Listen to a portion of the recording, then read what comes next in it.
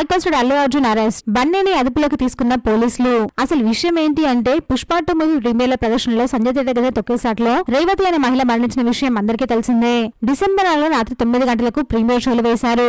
సంధ్య theatre కు hero Allu Arjun వచ్చారు. అల్లు అర్జున్ రావడంతో ఆ థియేటర్ దగ్గర మొత్తం తొక్కిసలాట జరిగింది.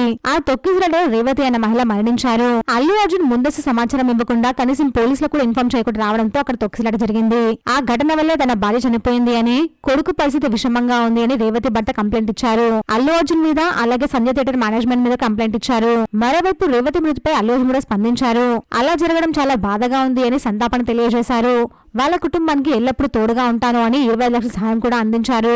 వాళ్ళ ఫ్యామిలీ ఈ విషయం నుంచి బయటపడ్డాక పర్సనల్ గా వెళ్లి కలుస్తాను అని మాట కూడా ఇచ్చారు. ఈ విషయం పైననే పోలీసులు అల్లు అర్జున్ ని అరెస్ట్ చేశారు.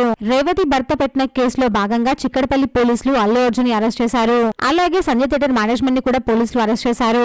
బన్నీని అదుపులోకి తీసుకున్న విజువల్స్ నెట్టింట వైరల్ అవుతున్నాయి. పోలీసుల వాహనాలలో బన్నీని చిక్కడపల్లి పోలీసులకు తరలించారు పోలీసులు. కానీ అది అరెస్ట్ కాదు అని, కేవలం విచారణ కోసమే తీసుకెళ్తున్నారు అని, అది కేవలం అదుపులోకి తీసుకోవడం మాత్రమే అని బన్నీ పిఆర్ టీం చెప్తున్నారు. మరి ఈ ఎంటైర్ ఇష్యూలో తప్పు ఎవరిదని మీరు అనుకుంటున్నారు?